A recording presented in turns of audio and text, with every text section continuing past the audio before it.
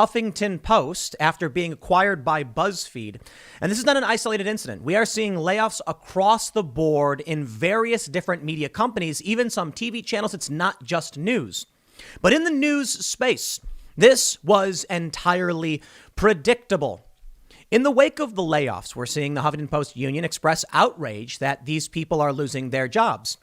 And this is how it usually goes with many left-wing publications, not realizing that money is not infinite and their job actually is an expense on the company. What we're witnessing now is the Trump bump turning into the Trump slump. The Trump bump, for those that aren't familiar, was when Donald Trump started, tweeting up and acting a fool. The media milked every single thing he could do or even think. Like there were actually articles where they're like, people familiar with Trump's thinking say this. There was an obsession with Donald Trump. He just is this media massive personality. Well, the demand for information, be it loving him or hating him, resulted in the Trump bump. Many news outlets started hiring people, making more money. Before Donald Trump, Twitter was collapsing. News outlets were laying people off like crazy. And then Trump came in and everything just erupted. But eventually, this became normalized. The Trump bump just became the status quo. These companies had people on staff whose their entire job was just writing negative things about Donald Trump. Well, unfortunately for them, his Twitter got taken away. Now Trump can't tweet. Even still, we're nearly halfway through Biden's first 100 days, and you still go to the front page of like CNN and see Trump's name mentioned over and over again. And surprisingly, here I am talking about Donald Trump. Now we are witnessing the Trump slump. Without Donald Trump to talk about, many of these people who were hired have no reason to be at these companies. So mass layoffs are sweeping across the board. But more importantly, revenue from advertisements is going down and viewership is going down at the same time. It's not just about Donald Trump. Let's be honest. People are burned out. I mean, views for literally everyone are going down. And with that, combined with a decline in ad rates because the election cycle's over, these companies aren't making money anymore. There's nothing left to milk. So there is a big question about this. If there's nothing left to grift off of, what will happen to these companies? How do they survive beyond what they are? I mean, people are not interested. They're kind of burned out from the election cycle.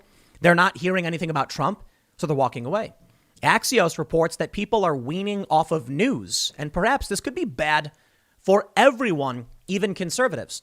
But in the end, I think it'll be the left that gets hit the hardest, at least perceivably, because the squeaky wheel gets the grease. It was the left and the mainstream media corporate press that were hiring like crazy because Donald Trump made everyone angry. Now they're going to be the ones laying everybody off like crazy because there's nothing to complain about anymore. Or perhaps we will see something even more scary, even worse, I should say.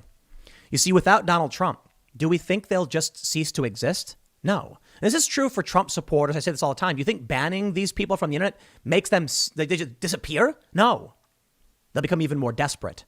They'll start writing more and more insane articles. They will do whatever they can to inflame tensions because, well, if it bleeds, it leads. They call themselves vultures for a reason. One of the big stories I have for you is recently this, I think it was the CNN, it was Warner Media was talking about how the COVID was great for ratings. They love it. They love the chaos and the catastrophe. And now Huffington Post is the first to feel the heat. But let's talk about this. We'll get into all the news and we'll start with the Trump slump. Before we do, head over to timcast.com and become a member. You know, it's not just these layoffs. The Intercept, a progressive publication, announced their memberships have dropped more than ever before, basically, and they desperately need donations. Memberships, for me, are going way up. Subscribers are going way up. Timcast IRL is about to break a million subscribers. Hey, we're doing really great, and I'm hiring people. So think about what that means. Go to timcast.com, become a member, and you will get access to exclusive members-only segments and episodes. We've got a bunch of really great people that you know and love, talking about a bunch of philosophical issues, God, DMT, Marxism, etc. If you become a member at timcast.com, you're helping support my work. But let me use this in this segment. We're doing great. We're growing. Why is it that my channel, my company, is doing better than ever now months out with Donald Trump being gone? We're doing better than ever. Views are a little down in some areas, but for Timcast IRL, they're way up. So we're doing great. What was it about these leftist publications they can't survive anymore?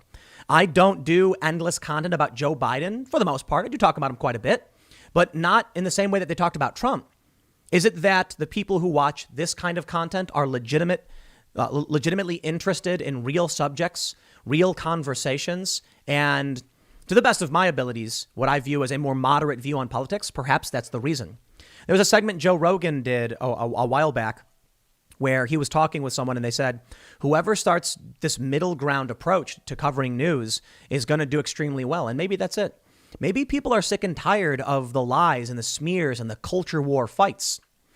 If that were completely true, they wouldn't necessarily be watching my content. But I will say this, you guys who are members over at timcast.com, you rock, and we're growing better. We're getting bigger. We're growing faster. I got more people coming on.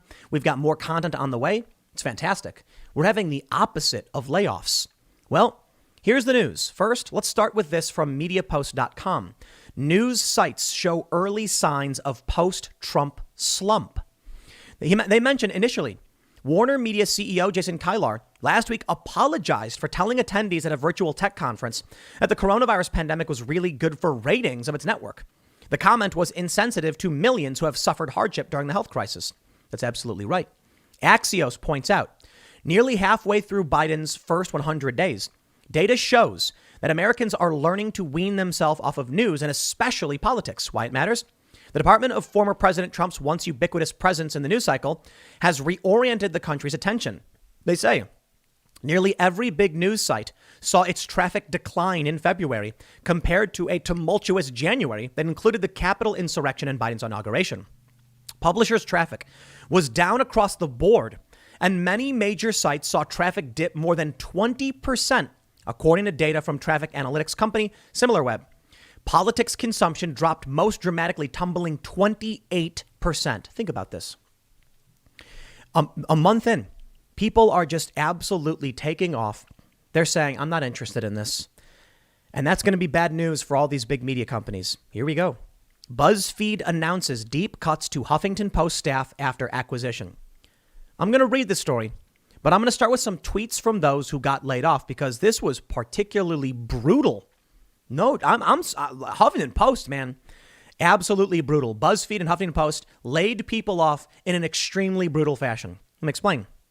Laura Bassett, she's a politics writer for GQ, tweets, Huffington Post employees, after a year of working through a pandemic that isn't over, were invited to a meeting today with the password, quote, spring is here, where they were told 47 of them would be laid off. They would only know if they still had a job if they didn't receive an email by 1. She says this is cruel and psychotic and ridiculous. Perhaps these people need to realize these are major corporations. They don't care about your politics. They don't care about your social justice. They care about making money. And if they aren't making money and they can't afford to keep you on or it's cutting into their profits, they will terminate you. But I will agree with Laura, like, wow, man, inviting all the employees into a meeting and saying 47 of you are going to be laid off. Find out next time at 1 p.m. And it's like us drawing straws. Look, you pull people aside and you tell them, I'm sorry to inform you, but we're laying you off. You don't do a big meeting where you're like, who's it going to be? Which one of you is going to get laid off? And that's what they did. Because these companies are sick. They're brutal. Look, I'm not a big fan of a lot of these leftist rage bait, anti-Trump writers where their whole existence is predicated upon just being angry and smack talking Trump supporters. But I will blame the corporations that build these jobs and create this environment and then do this. Like, maybe this will be a lesson to all of these people who are getting laid off. That's how sick this is. Well, the Huffington Post union tweeted out a thread saying, today we learned that 33 of our unit members, nearly 30% of our unit, are being laid off. Our union statement, quote, we are devastated and infuriated, particularly after an exhausting year of covering a pandemic and working from home. This is also happening less than a month after Huffington Post was acquired by BuzzFeed. We never got a fair shot to prove our worth. These layoffs reiterate the importance of forming a union and advocating for our colleagues. We are glad that we are protected by a collective bargaining agreement and that our colleagues will receive severance. Our union will continue fighting to make Huffington Post a more just and equitable workplace, including pushing for clear and accountable commitments to hiring and promoting more people of color and for transparency around pay equity. They're feeling the heat. I don't blame the union. I mean, they're going to fight for their union members. That I understand. But can I just point out something, simple?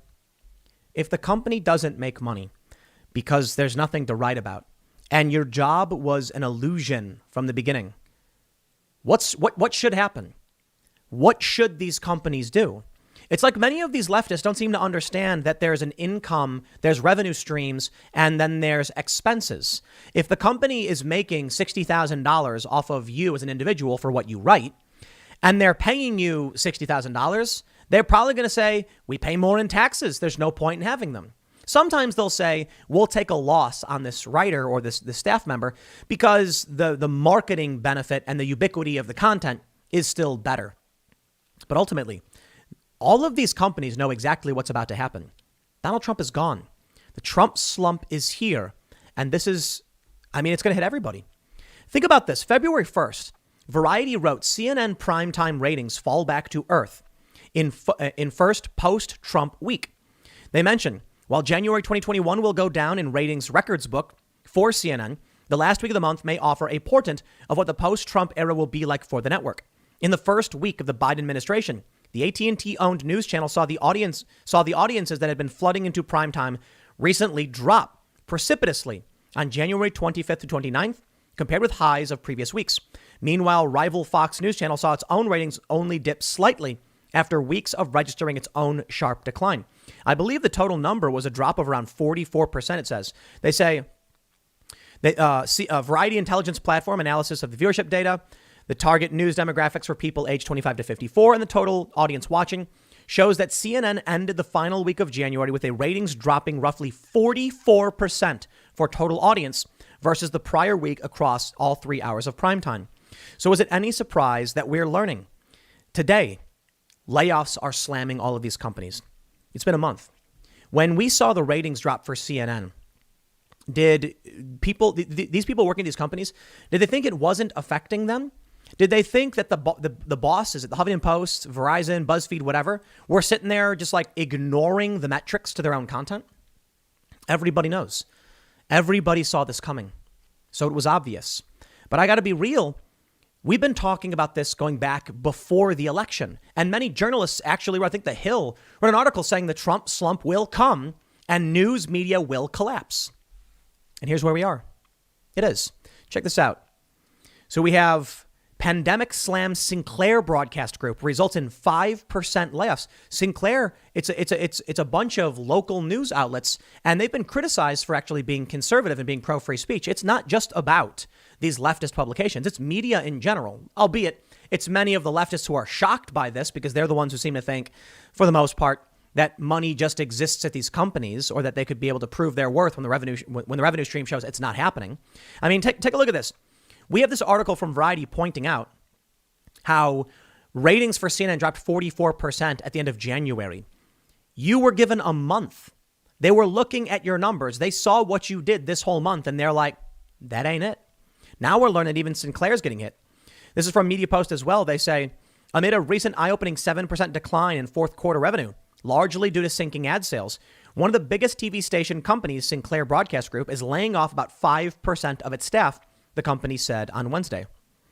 We also have Jeff Zucker leaving CNN February 10th. Critics bemoan network's hyper-partisan turn. It's hitting everybody. You ready for this? Jeff Zucker is leaving. Jim Acosta, the White House guy who yelled at Trump all day and night, he's already off that beat. They put someone else there. We're seeing a dramatic shift. I think Brooke Baldwin, we also have Newsweek reports. Why is Brooke Baldwin leaving CNN? February 17th, Brooke Baldwin, one of their major anchors and personalities, is leaving the company. It could be for a lot of reasons, but we're seeing all of this sweep across the board. Check it out from The Intercept. They wrote this. Since Donald Trump left office on January 20th, donations to The Intercept have gone down sharply. After years of steady growth, last month brought fewer new members than we've ever seen in more than 2 years. Similar trends are being reported across media and progressive politics. While Trump railed against journalists as the enemy of the people, grassroots outrage over Trump's corruption, racism, and incompetence fueled a spike in ratings, subscriptions, and fundraising that became known in the industry as the Trump bump. As reader support for The Intercept grew over the Trump years, tens of thousands of people chipping in $5 or $10 a month, we've been able to take on more and more ambitious and hard-hitting investigative reporting. But with Trump gone, we now face the question, will those Trump-era donations dry up? The answer is yes, of course it will. They say while the daily outrages and dumpster fire spectacle of Trump's White House have ended, systemic corruption and abuses of power continue. Racist policing, inhumane immigration enforcement, and invasive government surveillance haven't gone anywhere. The military-industrial complex and corporate lobbyists still dominate Washington, D.C. If you, like us, believe that the role of investigative journalism is just as important now than ever, we need you to become a member today. Well, they also got Glenn Greenwald to quit, and that's his company. I imagine with Glenn Greenwald leaving, many of these people who are giving donations to The Intercept switched to Glenn Greenwald's Substack. If you're not familiar, Substack is essentially like a YouTube-style platform for people to write. Many prominent journalists, including Matt Taibbi and Glenn Greenwald, among others, have started writing for Substack, in which people can subscribe directly to their Substack for $5-10 a month or whatever. And all of that revenue is now going into the pocket of these individuals. Now, some of these people probably lost a lot of money. I think Glenn Greenwald mentioned that he's probably going to make way less doing Substack, at least for now. But if many people are leaving The Intercept because they don't want woke anti-Trump garbage and they want thoughtful think pieces from Glenn Greenwald, then guess who's going to make the money? My friends, we are witnessing a major correction in media. And I think Glenn Greenwald is evidence, Matt Taibbi is evidence, and my content is evidence. Now, of course, they may say that I'm fairly biased, but whether you know, the left is critical of my work, I'm fairly critical of the Democrats. Well, so is Glenn Greenwald. So is Matt Taibbi. We're certainly not the same. Those individuals are much more progressive and left than I am. But something's happening where there's a middle of the road approach saying no to all of this psychosis. And with the fleeting faux fans of these news outlets, they don't got any money to pay anybody anymore. Y'all made tons of cash ragging on Trump and fanning the flames of hate and division in this country for a long time. There are many on the right who did similar things, for sure. And now y'all are reaping the rewards. The facade is over. The mirage is gone. The veil has been lifted. The money that you had was always temporary. Yet at the same time, for Matt Taibbi, for people like Mike Tracy, Glenn Greenwald, for people like me, we're doing better than ever. Look, I can't speak for those three journalists. I don't know how well they're doing or how things are going. I know they're doing fairly well on Substack. There are many other writers that are doing very well on there as well. I do know that for us, I mean, we're hiring. We're probably about to hire a couple more people. We're going to expand. We're going to do new shows. We're actually talking about doing doing entertainment content, non-news related stuff. The expansion is great. You look at the Daily Wire, Ben Shapiro, they're now branching off into entertainment. Whatever you want to say, call it conservative media and alternative and independent media. The individuals who did not toe the corporate line seem to be doing very, very well. And the establishment is on fire. This is from WWD.com. NBCU cuts more than 100 workers this year amid restructuring for March 5th. The media conglomerate continues to trim the ranks as it shifts to a focus on streaming content. Well, there's NBC laying off about 100 people. The Hallmark Channel parent Crown Media undergoes layoffs as part of restructuring. We're also seeing that layoffs are affecting the Hallmark Channel. I'm not going to pretend like the Hallmark Channel is some, political outlet. I'm just saying media across the board is getting wrecked. From the Seattle Times, Como lays off employees amid national cuts at Sinclair. This from just a couple of days ago. Bloomberg announces newsroom layoffs just about 1 month ago. Then we have Oregon Live. Layoffs at Portland KATU TV include Brian Wood and others just from last week. It is a wave, my friends, of people getting nuked. These outlets are being shut down. And check it out. I want to be fair, all right? Because that's what I do. I try to be fair. Vox says on January 27th, Fox News posts Trump slump explained. For the first time in nearly 20 years, Fox News isn't the top-rated cable news network. I believe Vox accurately points out Newsmax took over. Well, that's about it. They have this tweet from Justin Barragono who says, what a difference 4 years make. In 2017, Fox News averaged 8.8 million viewers during its daytime inauguration coverage and 11.8 million for Trump's oath and speech. Yesterday, they pulled in 2.2 million for its daytime coverage and 2.7 million for Biden's speech. Let me just point something out. Newsmax came in, and many people abandoned Fox for political reasons. There is not a very big demographic for watching outlets like Fox News. So while I think Tucker was enjoying the highest primetime ratings ever, about 5 million views per night, what we ended up seeing was outrage over Tucker questioning Sidney Powell. And Tucker was right, by the way. Sidney was wrong. This resulted in a large portion of his audience splitting and going to Newsmax and One American News. So it wasn't that these companies were necessarily being hurt by a Trump slump. Sort of. They were just dividing up the small audience that they had in the first place. You then look at NBC, CBS, ABC, the New York Times, all of these really, really big companies, and they are all being slammed. I think it'd be important for Vox to accurately point that out. But this is what we can expect. We can expect mass layoffs to sweep through all of these companies. The Columbia Journalism Review says 5 big findings from the Journalism Crisis Project, March 3rd. They say in March of 2020, the Tao Center for Digital Journalism began tracking newsroom cutbacks in the wake of the pandemic.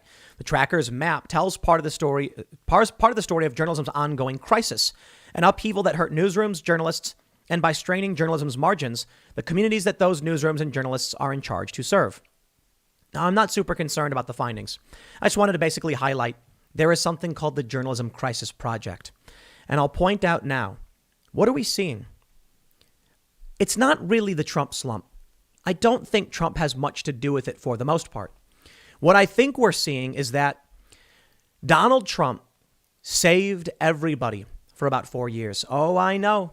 Trigger all the leftists who hate Trump who are angry. No, he was wrong and we had to fight him. I'm sorry. The economy was doing really well in 2019. It was being heralded as the greatest numbers of our generation, the greatest numbers of our lives. And news media, which was collapsing in 2014, changed course, started seeing more revenue, hiring more people. What really happened is that Donald Trump actually just inflated everything culturally for a few years and created this Trump world. So you know what I was saying back in October? I said this before the election. The most important thing for the left, the best thing for the left, would be a Donald Trump victory. But they didn't want to listen. They wanted to claim that I was wrong and that I was crazy and that I was supporting the Cheeto dictator or whatever. Let me explain it. With Donald Trump in office, progressives and establishment Democrats were partly unified. Progressives were willing to support the establishment. So Nancy Pelosi and CNN and these establishment players desperately needed Trump to win. Trump had saved Twitter. Twitter was bleeding users. It was awful. Their stock was falling. I had many people saying, put options.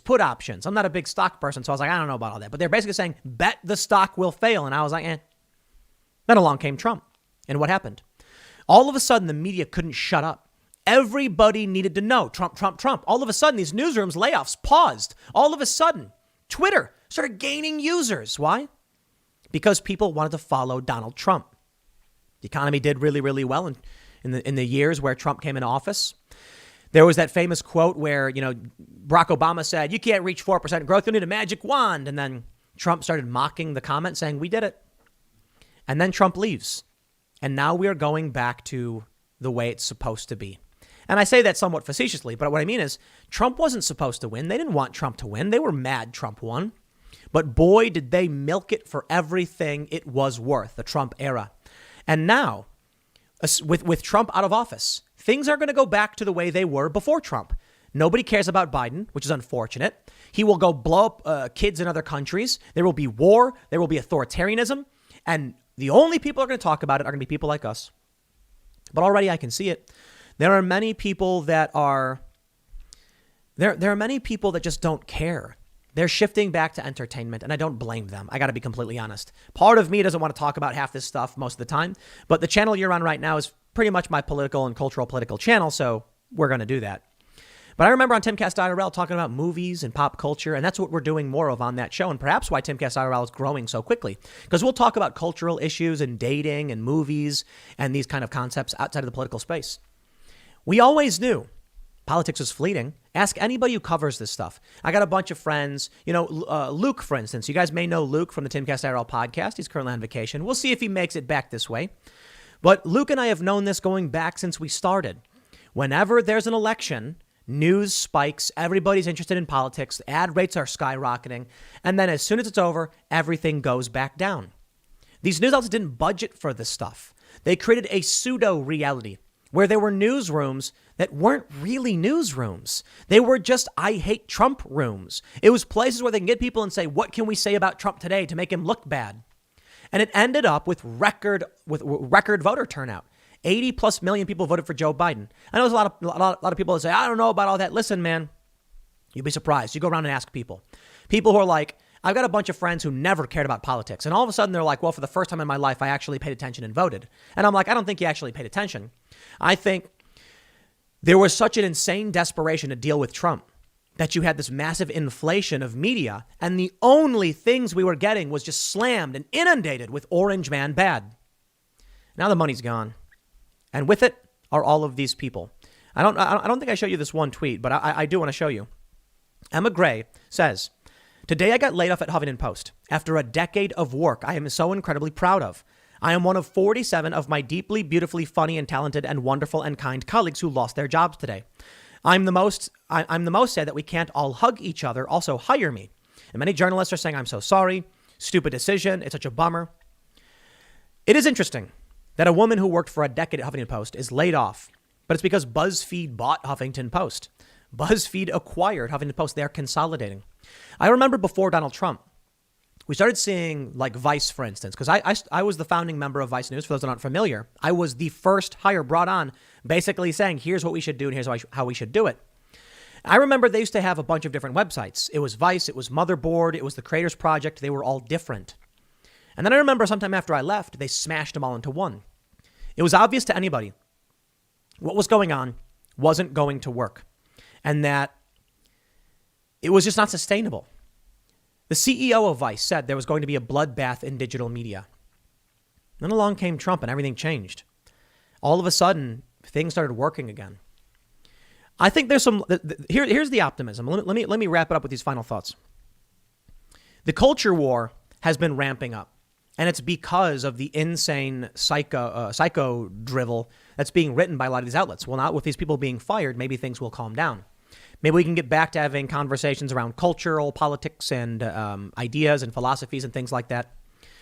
That's the optimism. Laying these people off may result in something better because now the only people that are truly paying attention are those that are truly interested. You can't milk the uninitiated, low information voters anymore. They're not here. What's left? Well, it's no wonder that Glenn Greenwald is doing well and I'm doing well. The people who are watching this content are more likely to be thinking critically and watching a variety of content. I have a ton of people who tell me they watch Jimmy Dore and Kyle Kalinske, and they also follow me. We all clearly have our disagreements, but we all agree on many certain things, criticizing the establishment. The people that are watching politics now are the people who like politics, who care about policy, who care about these issues and these cultural issues and know about them.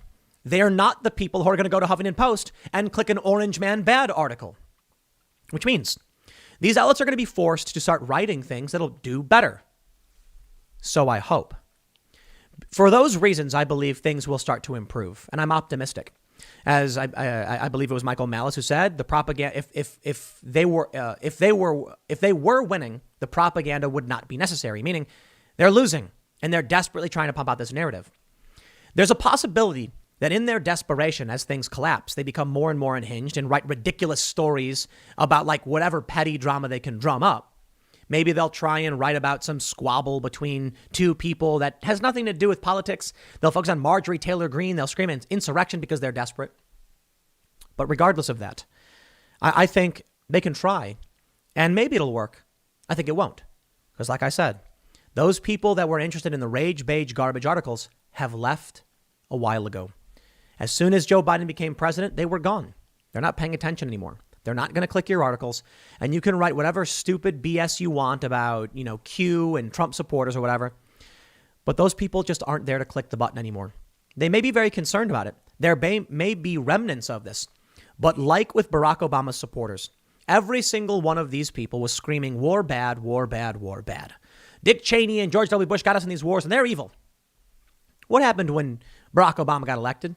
Those people vanished. Just like that. They were gone. And that whole narrative, that anti-war message was just gone. So here we are. I think it's entirely possible that this is really good news for all of us. The smear pieces against alternative media may become worse because they're desperate, but they won't hold that much weight because no one's paying attention anymore. We do have a couple more years. I think we're going to start seeing in the next year, politicking will ramp up. Those who are running in 2022 in the midterms will start campaigning very early. If not, they're already campaigning now. So it may all come back. But I'm optimistic. I am, in this regard at least. We'll see how this affects everything. We'll see how it plays out. I'll leave it there. Next segment will be tonight at 8 p.m. over at youtube.com/TimCastIRL. It is a live show, so come and hang out. It is my birthday, by the way. So you better come and hang out. And I will see you then. Thanks for hanging out.